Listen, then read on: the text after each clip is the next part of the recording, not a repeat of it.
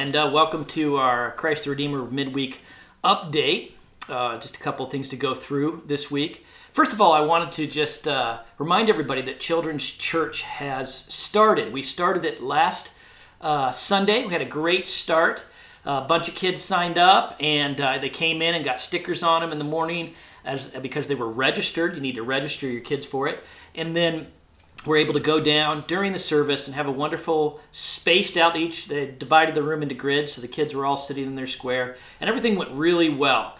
It was a great time for them to learn and be in fellowship with their peers on Sunday. So I encourage you, if you have a young family, and to come on back. Unless you feel like you're extremely vulnerable, which we understand, come on back and get the kids involved. Come and be with us as adults in the service, and have the kids be able to be celebrating together in Children's Church. Love to have you.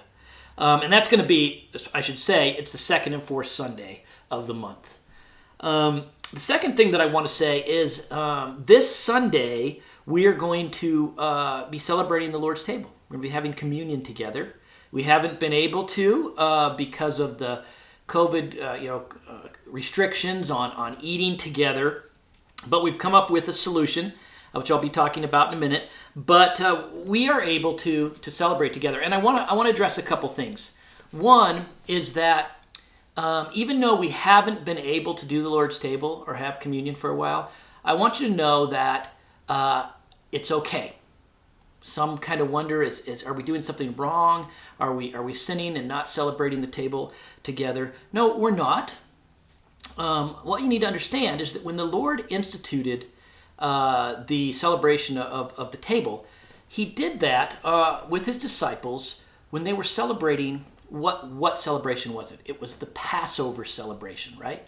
They were having the Passover meal together, right? And how often was that celebration?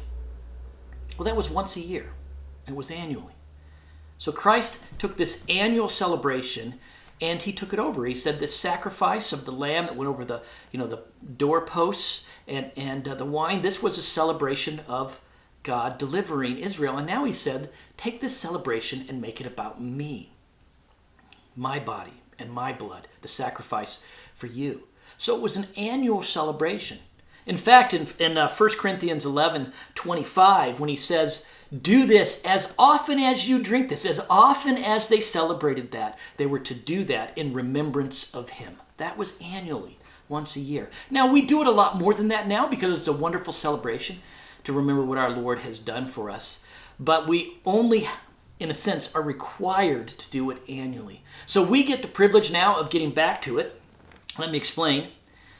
We have now got these little cups, little cup of your own grape juice, and on top, there's a little wafer underneath the plastic. So as you come in on Sunday, you'll be able to just take one. It doesn't have to be touched by other people, and it's kept clean for you.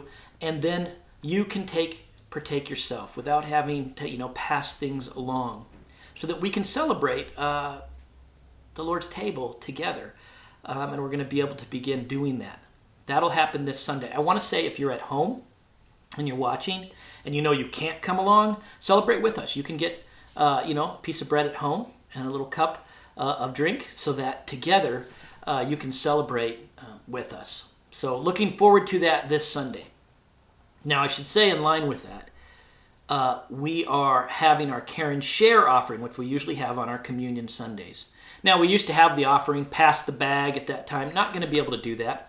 But you can give this Sunday by marking it on your check, or if you give online at PushPay, you can designate it if you look on the website specifically for the Care and Share Fund. Or you can use the envelopes this Sunday and mark on there what you'd like it to be given for. So we're having our Care and Share offering along with communion this coming Sunday. Now, one of the things I want to remind us all, the men's retreat is this Saturday. And this is your last day. If you're watching this, it's the last day to sign up. We have up to 40 guys right now. It's going to be a great time of learning together and thinking through some relevant issues so we can lead our families. Love to have you, but this is the last chance to sign up.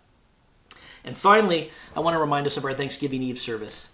It's a great time of coming and together sharing what we're thankful for, what the Lord has been doing that year in our lives and in this church. We would love to have you come on our Thanksgiving Eve service. And one thing we do that evening is we pass out these Thanksgiving boxes, these food boxes, to people in need. Now, we have people signed up for that. If you know a family in need, let us know so they can get a box. But what we really need also is we need people to pass out the boxes, people to sign up to be willing that evening to take a box and gift it to one of these families. So you can call into the office and let Robin know if you're willing to do that. Well, I'm looking forward to this Sunday and celebrating the Lord's table together.